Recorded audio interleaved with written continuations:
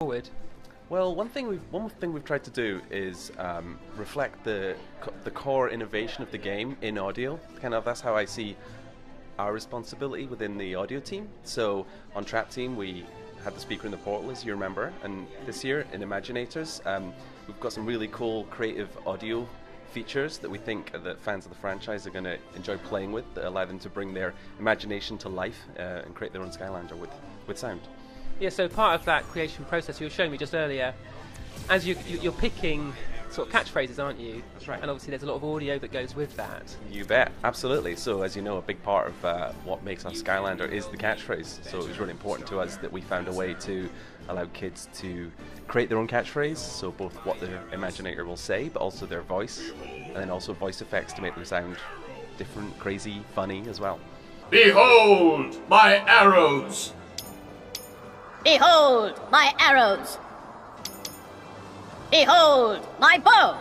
So you pick the two phrases, and then you can go through and you can pick, like, was it robotic and sort of digitizy and... That's right, so angelic voices, or silly voices, or serious voices, robot voices, animal sounding voices, troll type voices, and then you can layer effects on, like, are they high pitched or low pitched, or do they sound, you know, like they're in a canyon, for example. It's a lot of fun playing with that feature, but we went further than that. You can also choose a music theme for your Skylander, so as you play the game you can listen to different music styles as you run around. And then the third thing we did was add sound effects, so you get to pick what sound theme your Skylander has, maybe cartoony or robotic or even gassy. Yeah, gassy, that's the one that my kids will pick first, I think. I think it's the one that everyone's going to pick first. And so we saw some footage previously where you have a jukebox and there's a bit of a mini game and you're clicking as the needle goes around. That control radio that you're talking about. That's right, fan favourite.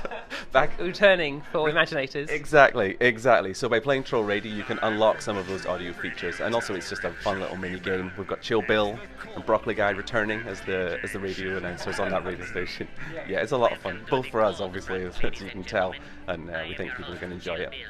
And so when you're picking those phrases, I think do you get to unlock more different? There's maybe 10 different sort of styles of voice here, but there's more in the game, is there? There's more you can unlock in the game, and you can also unlock more catchphrase lines that your Imaginators can say, and you do that by beating the Doomlanders. So the same mind magic that Portal Masters will be using to create their Imaginators, Chaos has got his hands on that same mind magic, and with it he's created a range of super bad guys called the Doomlanders.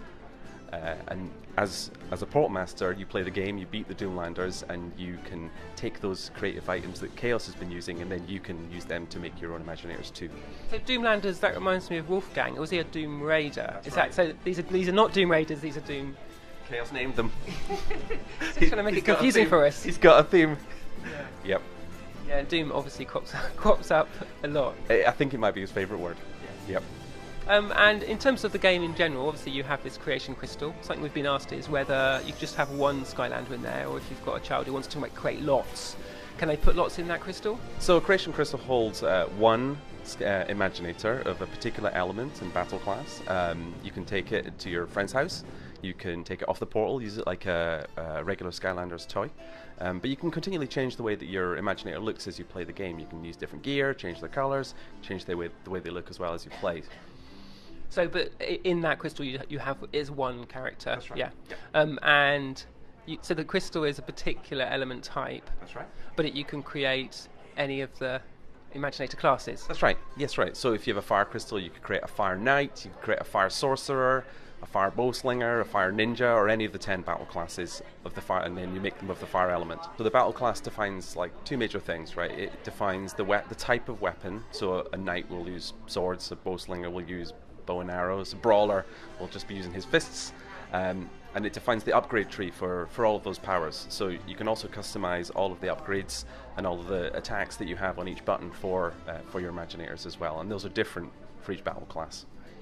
And in terms of supporting old Skylanders, it's been clear that you're great at we've got this big bag of Skylanders in my house, and that we can get any of them out and use them. Yep. This year, I think traps aren't supported in the same way. That's right. I think they're supported actually in the racing mode. So we're actually including the tracks from Superchargers in Skylanders Imaginators. So you'll be able to play that right out of the box. So everyone will be able to play the racing inside of Imaginators. And that means that you can take your Imaginators character that you've made and put him in a race car. And race them around the track. Yeah. I like that idea. I like the way that in the racing game you get to see a lot of different. You see them up close, you see them in a different pose, so you get sort of a different side to the character. It's super cool. So a big part of the game are the senseis, Right. and I'm sort of losing count. I think there's 31 senseis. Is that right? I think that's right. I think there's 20 senseis, and then there's 10 villain characters. They're also senseis, but they're returning favourites from Trap Team, so the likes of Wolfgang and Golden Queen. Yeah. They're now fully realised in toy form, and they're senseis as well. Yeah. I want Glumshanks. There's a villain sensei. Is any chance of that? We're not talking about other villains at this point. I'd buy that in an instant. So as well as those, we also have Crash. Is that which makes 31, and he's a sensei as well? So Crash is a sensei as well, and he's got all the benefits of the sensei Skylanders, and that includes they unlock creation elements that you can use for your Imaginators.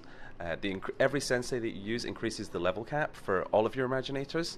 They unlock a secret technique for Imaginators of a matching battle class, and in addition to that, they have a Sky Chi power, which is the most powerful attack we've ever put into a Skylanders game. In fact, so powerful it has its own button.